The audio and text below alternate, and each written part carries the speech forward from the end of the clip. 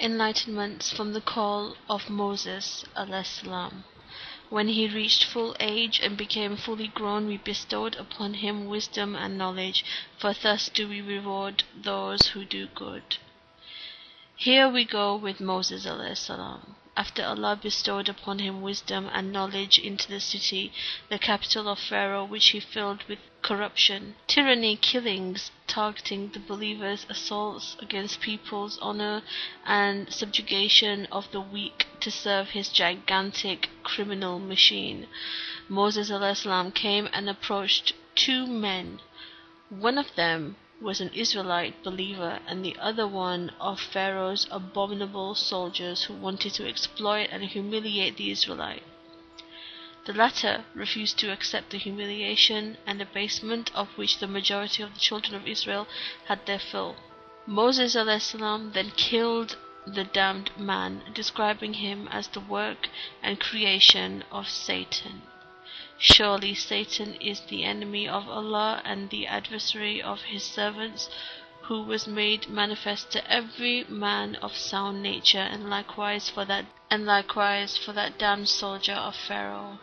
Thus the battle of Moses a.s. against Pharaoh and his damned satanic followers was launched, an unequal battle from a materialistic perspective.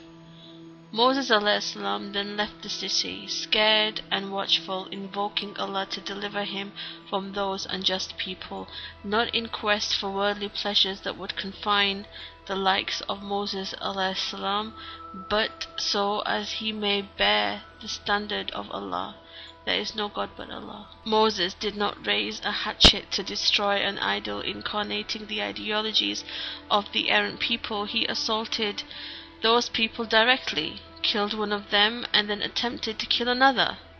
This move certainly was more serious than the former one. After an absence of 10 years, which he spent with the great prophet Shoaib a.s., Moses a.s. returned to Egypt, but this time he was carrying a message to Pharaoh, the tyrant, a message he was entrusted with while on the way back to Egypt, along with another one he wanted to communicate.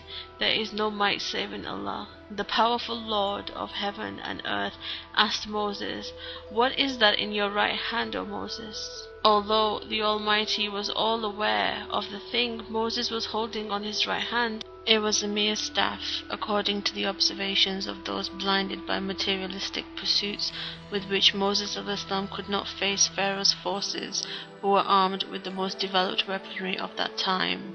However, Allah the Almighty rendered that staff alive, acting by his might, which created the heavens and the earth, and he made the hand of Moses white, without harm or stain, as another sign.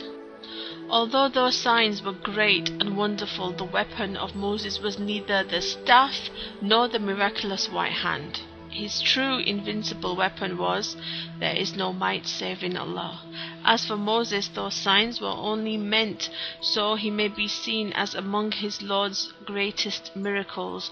Moses came to Pharaoh the tyrant strong with that belief, "There is no might save in Allah," which rendered Pharaoh, Haman, and their soldiers smaller than flies in Moses a.s. eyes.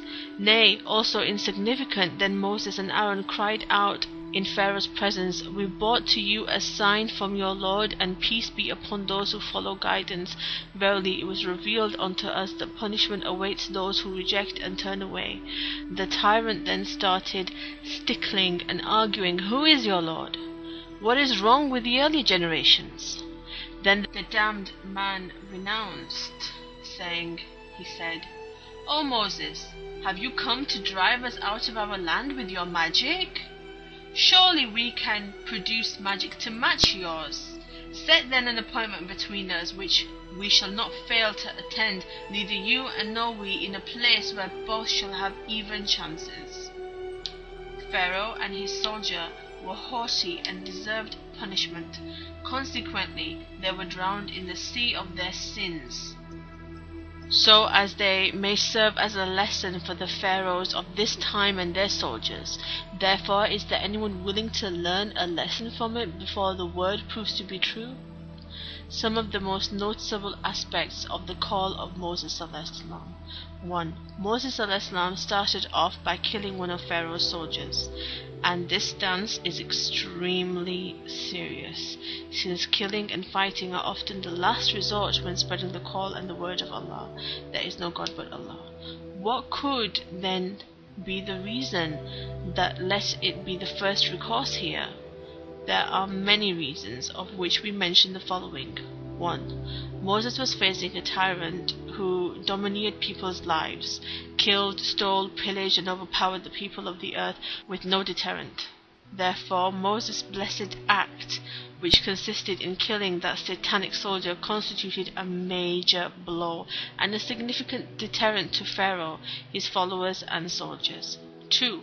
The act went a long way into encouraging the children of Israel to revolt against Pharaoh and his soldiers and brace them for the revolution that Moses a.s. made after his return. 3. This act was important, for it showed Moses a.s. as a rebel against the tyranny of Pharaoh and his soldiers, and shed the light before the children of Israel on the importance of this great leader who would deliver them from Pharaoh and his soldiers later on. 4. This act played an important role in blowing away the accusation of allegiance to Pharaoh, may Allah curse him, which Moses a.s. had to bear, as he was the stepson of Pharaoh and lived in his palace. 5. After Moses a.s. returned from Midian, the call for the truth took another form. This time it became more lenient. Perchance Pharaoh, one of his assistants, or one of his soldiers came back or fear Allah, the glorified and exalted, and thus followed the religion of Jacob a.s. and Joseph a.s., who was a dear person and a helper of their former king. Until that time, Moses had not introduced the law that abrogated that of Jacob a.s., Isaac, and Abraham a.s., which was the Hanafite law, despite the fact that the latter was distorted and only applied according to the satanic whims and allegations of Israel's religious scholars. 6. Divine punishments and signs accompanied the call of Moses a.s. in Egypt. Perchance Pharaoh, his soldiers, or the arrogant among the children of Israel, like Qarun, would believe.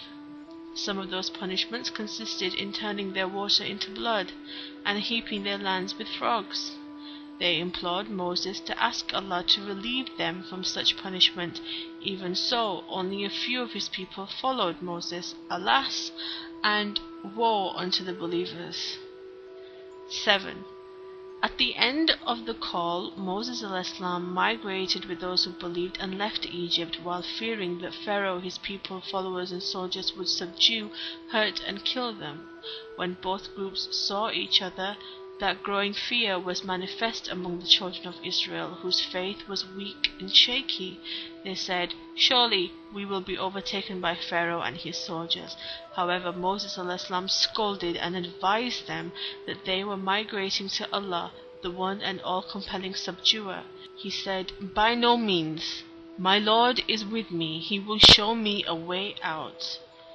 Consequently, the children of Israel were delivered for Moses a.s. sake, and Pharaoh and his soldiers were drowned, so away with them. Indeed, for the sake of one soul 1,000 souls were honored.